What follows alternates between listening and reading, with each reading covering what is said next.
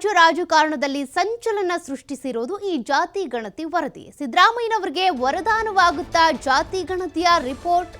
ಯಾಕೆಂದ್ರೆ ಅಹಿಂದ ನಾಯಕ ಅವರು ಈ ಜಾತಿ ಗಣತಿ ವರದಿಯಲ್ಲಿರೋದು ಕೂಡ ಅದೇ ರೀತಿಯ ಪೂರಕಾಂಶಗಳು. ಏಪ್ರಿಲ್ 17ನೇ ತಾರೀಕು ಕ್ಯಾಬಿನೆಟ್ನಲ್ಲಿ ಅಂತಿಮ ನಿರ್ಧಾರವನ್ನ ಏನ್ ತೆಗೆದುಕೊಳ್ತಾರೆ, ಹಾಗಾದ್ರೆ ಯಾರ್ಯಾರ ಒಪಿನಿಯನ್, ಯಾರ್ಯಾರ ನಿಲುವು ಏನಿರುತ್ತೆ ಇದಕ್ಕೆ ಸಂಬಂಧಪಟ್ಟಂತೆ?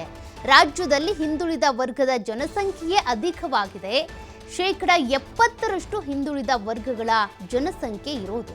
ಹೀಗಾಗಿ ಮೀಸಲಾತಿಗೆ ಸಂಬಂಧಪಟ್ಟಂತೆ ಏನ್ ನಿರ್ಧಾರ ಆಗಬಹುದು ಅನ್ನುವಂಥ ಒಂದಷ್ಟು ಪ್ರಶ್ನೆಗಳಿವೆ. ಮೀಸಲಾತಿ ಹೆಚ್ಚಿಸುವಂತೆ ಹಿಂದುಳಿದ ಆಯೋಗ ಶಿಫಾರಸು ಮಾಡಿದೆ. ಈ ಮೂಲಕ ಸಿಎಂ ಸಿದ್ದರಾಮಯ್ಯ ಮಾಸ್ಟರ್ ಸ್ಟ್ರೋಕ್ ಕೊಡುವಂಥ ಸಾಧ್ಯತೆಗಳು ಇವೆ. ಇತರೆ ಹಿಂದುಳಿದ ಜನಸಂಖ್ಯೆಯಲ್ಲೂ ಭಾರಿ ಏರಿಕೆ ಕಂಡುಬಂದಿದೆ. ಇನ್ಮುಂದೆ ರಾಜಕೀಯ ಪ್ರಾತಿನಿಧ್ಯ, ಲೆಕ್ಕಾಚಾರ ಎಲ್ಲವೂ ಬದಲಾಗೋ ಸಾಧ್ಯತೆ ಇದೆ.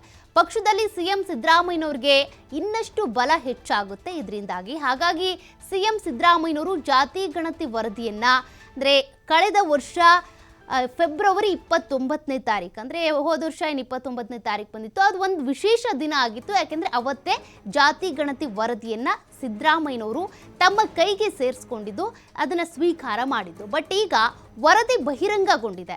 ಆ ವರದಿಯಲ್ಲಿ ಏನೇನಿದೆ ಅನ್ನೋದು ಕೂಡ ಗೊತ್ತಾಗಿದೆ. ಸಿದ್ದರಾಮಯ್ಯನವರು ಯಾವ ರೀತಿ ತೀರ್ಮಾನವನ್ನು ತೆಗೆದುಕೊಳ್ಬಹುದು, ಎಷ್ಟೇ ವಿರೋಧ ಬಂದರೂ ಕೂಡ ಯಾವ ರೀತಿ ನಿಲುವನ್ನು ಕಂಡುಕೊಳ್ತಾರೆ. ಆದರೆ ಸಿಎಂ ಸಿದ್ದರಾಮಯ್ಯನವ್ರಿಗೆ ಇದರಿಂದಾಗಿ ಒಂದಷ್ಟು ಬಲ ಬಂದಂತಾಗುತ್ತೆ. ಅಹಿಂದ ನಾಯಕರು ಬೇರೆ, ಈಗಾಗಲೇ SC ST ಇರ್ಬೋದು, ಮುಸ್ಲಿಮರ ಸಮುದಾಯ ಇರ್ಬೋದು, ಜನಸಂಖ್ಯೆ ಅಧಿಕವಾಗಿದೆ ಅನ್ನೋದು ಈ ವರದಿಯಲ್ಲಿ ತಿಳಿದು ಬಂದಿರೋದು. ಹಾಗಾಗಿ ಸಿಎಂ ಸಿದ್ದರಾಮಯ್ಯನವ್ರಿಗೆ ಇದು ವರದಾನ ಆಗೋದ್ರಲ್ಲಿ ಡೌಟ್ ಇಲ್ಲ. ಬಟ್ DCM ಏನಿದ್ದಾರೆ DK ಶಿವಕುಮಾರ್, ಅವರು ಒಕ್ಕಲಿಗ ಸಮುದಾಯಕ್ಕೆ ಸೇರಿರೋದು. ಅವ್ರ ಸಮುದಾಯದಿಂದನೇ ವಿರೋಧ ಇದೆ. ಇನ್ನು ಕೆಲವರು ಸಚಿವ ಸಂಪುಟದಲ್ಲಿ ಲಿಂಗಾಯತ ನಾಯಕರು ಇದ್ದಾರೆ. ಆ ಸಚಿವರು ಕೂಡ ವಿರೋಧ ಪಡಿಸಬಹುದು.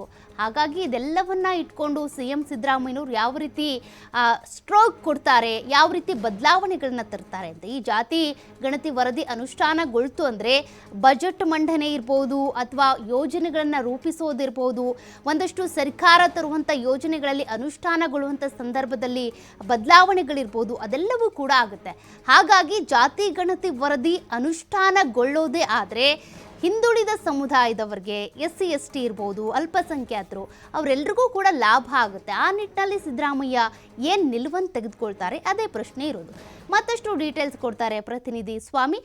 ಈಗಾಗಲೇ ಈ ಜಾತಿ ಗಣತಿ ವರದಿಗೆ ಸಂಬಂಧಪಟ್ಟಂತೆ ಸಾಕಷ್ಟು ಪ್ರಶ್ನೆಗಳಿದ್ವು. ಸಿಎಂ ಸಿದ್ದರಾಮಯ್ಯನವರು ಈಗಾಗಲೇ ಜಾತಿ ಗಣತಿ ವರದಿಯನ್ನು ಪರಿಶೀಲನೆ ಮಾಡ್ತಿದ್ದಾರೆ. ಇದೇನಾದರೂ ಅನುಷ್ಠಾನ ಆದರೆ ಅವ್ರಿಗೆ ವರದಾನ ಆಗುತ್ತೆ. ಯಾವ ರೀತಿ ಲೆಕ್ಕಾಚಾರ ಇದೆ ಅಂತ?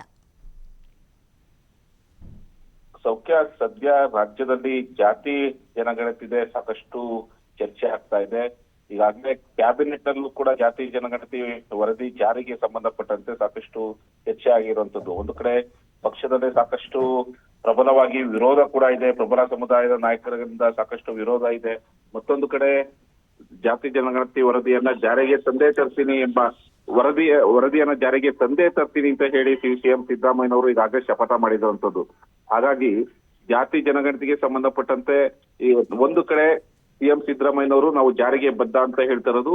ವಿಶೇಷವಾಗಿ ಕಾಂಗ್ರೆಸ್ನ AICC ನಾಯಕರು ಕೂಡ ಸಂಸದರಾದಂತ ರಾಹುಲ್ ಗಾಂಧಿ ಅವರು ಜಾತಿ ಜನಗಣತಿಯನ್ನ ಜಾರಿ ಮಾಡ್ಲಿಕ್ಕೆ ಸಾಕಷ್ಟು ಮುತುವರ್ಜಿಯನ್ನು ವಹಿಸಿದ್ದಾರೆ. ಈಗಾಗಲೇ ಸಿಎಂ ಸಿದ್ದರಾಮಯ್ಯನವರ ಜೊತೆ ಈ ಬಗ್ಗೆ ಚರ್ಚೆಯನ್ನು ಮಾಡಿರೋದು. ಹಾಗಾಗಿ ಕಾಂಗ್ರೆಸ್ ಹೈಕಮಾಂಡ್ ನಾಯಕರ ಒಂದು ಬೆಂಬಲವೂ ಕೂಡ ಇದೆ. ಇದನ್ನ ಜಾರಿಗೆ ತರಲೇಬೇಕು ಅನ್ನೋದು ಒಂದು ಕಡೆ ಸಿಎಂ ಸಿದ್ದರಾಮಯ್ಯನವರು ಶಪಥ ಮಾಡಿದ್ದಾರೆ, ಮತ್ತೊಂದು ಕಡೆ ಹೈಕಮಾಂಡ್ ನಾಯಕರ ಒಂದು ಸೂಚನೆ ಕೂಡ ಇದೆ. ಹಾಗಾಗಿ ರಾಜ್ಯದಲ್ಲಿ ಜಾತಿ ಜನಗಣತಿ ಜಾರಿಗೆ ಸಂಬಂಧಪಟ್ಟಂತೆ ಸಿಎಂ ಸಿದ್ದರಾಮಯ್ಯನವರು ಈಗಾಗಲೇ ನಾನು ಜಾತಿ ಜನಗಣತಿಯನ್ನ ಜಾರಿ ಮಾಡೇ ತೀರುತ್ತೇನೆ ಎಂದು ಸಾಕಷ್ಟು ಬಾರಿ ಹೇಳಿರುವಂತದ್ದು. ಹಾಗಾಗಿ ಈಗ ವಿಶೇಷವಾಗಿ ಈಗಾಗಲೇ ಕಳೆದ ಕ್ಯಾಬಿನೆಟ್ ನಲ್ಲಿ ಇದರ ಬಗ್ಗೆ ಸಂಪೂರ್ಣವಾದಂತಹ ಒಂದು ಚರ್ಚೆ ಆಗಿದೆ. ಸಚಿವರ ಅಭಿಪ್ರಾಯವನ್ನು ಕೂಡ ಸಿಎಂ ಪಡೆದಿರುವಂತದ್ದು. ಇದನ್ನ ಯಾವ ರೀತಿ ಜಾರಿಗೆ ತರಬೇಕು ಅನ್ನೋದಕ್ಕೆ ಸಂಬಂಧಪಟ್ಟಂತೆ ಏಪ್ರಿಲ್ 17ರಂದು ವಿಶೇಷ ಕ್ಯಾಬಿನೆಟ್ ಅನ್ನ ಕರೆದಿರುವಂತದ್ದು. ಅಲ್ಲಿ ಅಂತಿಮವಾಗಿ ಸರ್ಕಾರ ತನ್ನ ನಿರ್ಧಾರವನ್ನು ತೆಗೆದುಕೊಳ್ಳುವಂತದ್ದು. ಈಗಾಗಲೇ ಜಯಪ್ರಕಾಶ್ ಹೆಗ್ಡೆ ಕೊಟ್ಟಿರುವಂತಹ ಒಂದು ವರದಿ, ಸಾಮಾಜಿಕ ಮತ್ತು ಶೈಕ್ಷಣಿಕ ಸಮೀಕ್ಷಾ ವರದಿಯನ್ನ ಸರ್ಕಾರಕ್ಕೆ ಸಲ್ಲಿಸಲಾಗಿದೆ. ಸಾಕಷ್ಟು ಇದರ ಬಗ್ಗೆ ಒಲವನ್ನ ಸಿಎಂ ಹೊಂದಿದ್ದಾರೆ. ಯಾವ ರೀತಿ ಒಂದು ಜಾರಿಗೆ ತರಬೇಕು, ಜೊತೆಗೆ ಪಕ್ಷದಲ್ಲಿರುವಂತ ಒಂದು ಆಂತರಿಕ ಅಸಮಾಧಾನ, ಜಾತಿ ಜನಗಣತಿ ಜಾರಿಗೆ ಸಂಬಂಧಪಟ್ಟಂತೆ ವೈಜ್ಞಾನಿಕವಾಗಿಲ್ಲ ಅನ್ನೋದು ಪಕ್ಷದ ಒಳಗೆ ಮತ್ತು ಪಕ್ಷದ ಹೊರಗೆ ಕೂಡ ಸಾಕಷ್ಟು ಚರ್ಚೆ ಆಗ್ತಾ ಇದೆ. ಇದನ್ನ ವೈಜ್ಞಾನಿಕವಾಗಿ ತರಬೇಕು ಅನ್ನೋದು ಒಂದು ಕಡೆ ಸಿಎಂ ಸಿದ್ದರಾಮಯ್ಯನವರು ಸ್ಪಷ್ಟಪಡಿಸ್ತಾ ಇದ್ದಾರೆ. ಇದು ಇನ್ನು ವರದಿನೇ ಸಂಪೂರ್ಣವಾಗಿ ಯಾರಿಗೂ ಸಿಕ್ಕಿಲ್ಲ, ಹಾಗಾಗಿ ಯಾವ ರೀತಿ ಇದನ್ನ ಚರ್ಚೆ ಮಾಡಬೇಕು ವೈಜ್ಞಾನಿಕವಾಗಿ ಇಲ್ಲ ಅನ್ನೋದು ವರದಿ ನೋಡಿದ ಬಳಿಕ ಇದು ಗೊತ್ತಾಗುತ್ತೆ ಅನ್ನೋದು ಕೂಡ ಹೇಳಿರುವಂತದ್ದು.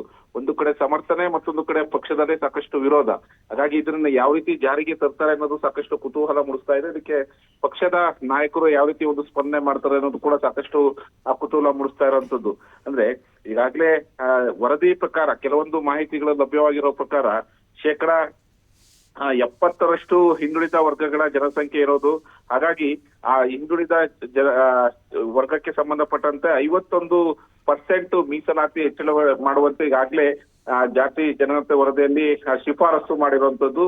ಹಾಗಾಗಿ ಯಾವ ರೀತಿ ಹಂತವಾಗಿ ವರ್ಗಗಳಿಗೆ ಅಂದ್ರೆ ಹಿಂದುಳಿದ ವರ್ಗಗಳಿಗೆ ಸಂಬಂಧಪಟ್ಟಂತೆ ಜಾತಿ ಮೀಸಲಾತಿಯನ್ನ ಜಾರಿಗೆ ತರ್ತಾರೆ ಅನ್ನೋದು ಈಗ ಸರ್ಕಾರದ ಮುಂದಿರುವಂತ ಒಂದು ಸವಾಲು.